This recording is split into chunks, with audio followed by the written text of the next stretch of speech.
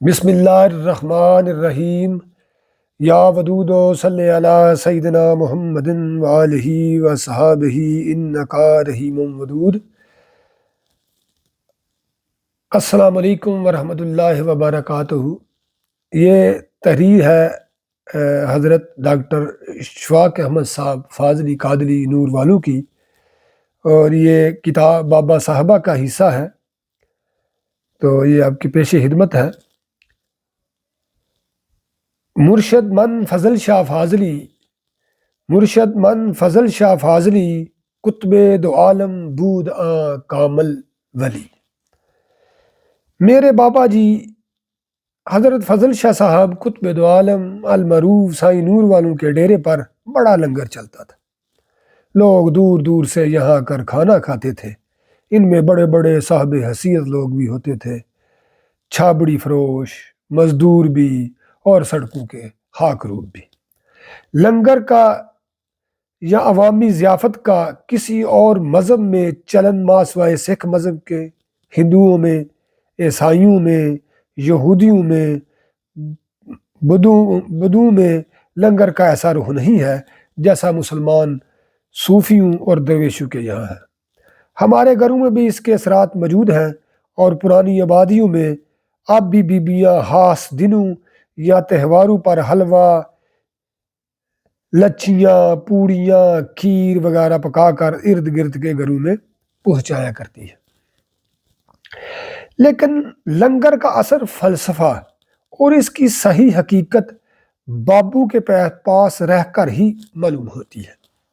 صبح صبح ڈھیر ساری سبزیاں منڈی سے لا کر اور انہیں بڑی سی چارپائی پر پھیلا کر سائیں نور والے ان کے پاس کھڑے ہو کر خوش کن لہجہ میں فرمایا کرتے تھے، واہ جی واہ، قربان جائیں اس نیبوؤں پر، ادرک پر نظر کرو، ہرا دھنیا دیکھو، بغیر کسی اعلان کے، بغیر کسی خواہش کے، بغیر کسی انعام کے،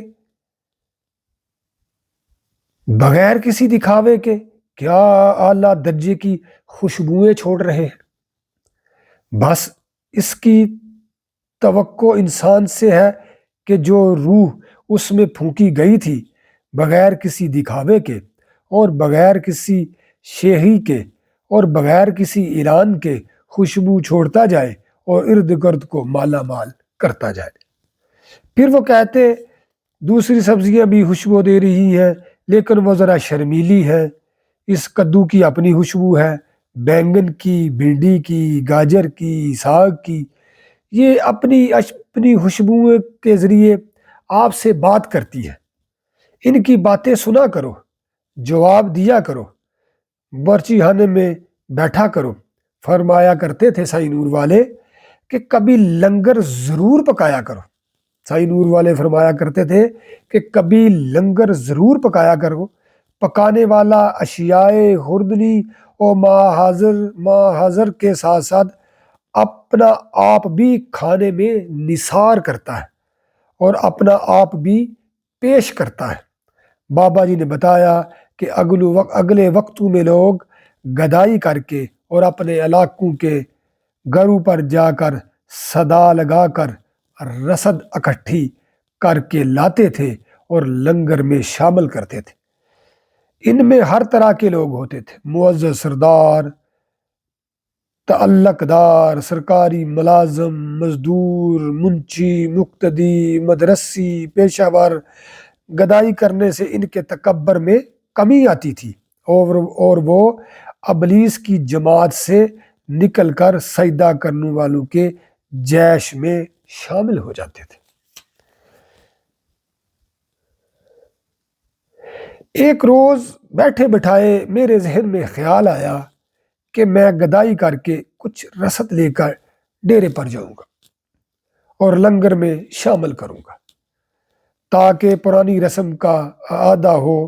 گھر کے پھاٹک سے باہر نکل کر جب میں نے ادھر ادھر دیکھا تو میرا حوصلہ نہ پڑا۔ میں اتنا بڑا آدمی اور ایک معزز اور مشہور ادیب کس طرح کسی کے گھر کی گھنٹی بجا کر یہ کہہ سکتا ہوں کہ میں مانگنے آیا ہوں؟ میں چپ چاپ آ کر واپس اپنی کرسی پر بیٹھ کر اخبار پڑھنے لگا، لیکن چونکہ یہ حال ذہن میں جاگزی ہو چکا تھا، اس لیے میں پھر اپنی جگہ سے اٹھا اور بیوی کے پاس جا کر کہا، مجھے اللہ کے نام پر کچھ ہدایت دو گی؟ وہ میری بات نہ سمجھی اور حیرانی سے میرا منہ تکنے لگی۔ میں نے کہا، مجھے اللہ کے نام پر کچھ آٹا ہیرات کر دو۔ اس نے تعجب سے پوچھا، تو میں نے کہا کہ بابا جی نور والے کے لنگر میں ڈالنا ہے۔ کہنے لگی، ٹھہریے، میں کوئی مضبوط سا شاپر تلاش کرتی ہوں۔ میں نے کہا، شاپر نہیں، میری جھولی میں ڈال دو، کیونکہ ایسے ہی مانگا جاتا ہے۔ وہ پھر نہیں سمجھی۔ جب میں نے ضد کی تو وہ آٹے کا ایک بڑا باؤل بھر لائی۔ میں نے اپنے کرتے کی جھولی اس کے آگے کر دی۔ اس نے آٹا میری جھولی میں ڈالتے ہوئے سر جھکا لیا اور آپ دیدہ ہو گئی۔ پھر وہ مجھ سے نظریں ملائے بغیر واپس باورچی خانے میں چلی گئی۔ وہاں سے 2 بڑے بینگن، ایک چھوٹا سا کدو شریف لے کر آئی اور انہیں آٹے پر رکھ دیا۔ ہم دونوں کے شرمندہ شرمندہ غمناک چہروں کو ہمارا چھوٹا بیٹا دیکھ رہا تھا۔ اس کے ہاتھ میں اس کا محبوب لیمن ڈراپ تھا اور وہ اس سے چپٹا ہوا کاغذ اتار رہا تھا۔ جب اس نے باپ کو جھولی پھیلائے دیکھا تو اس نے اپنا لیمن ڈراپ میری جھولی میں ڈال دیا۔ ہم دونوں میاں بیوی کی ایک ساتھ چیخ نکل گئی۔ جب کوئی گدائی کرتا ہے تو بیکاری اور داتا کے درمیان ایک نہ سنائی دینے والی چیخ ابھرتی ہے۔ بیکاری اپنی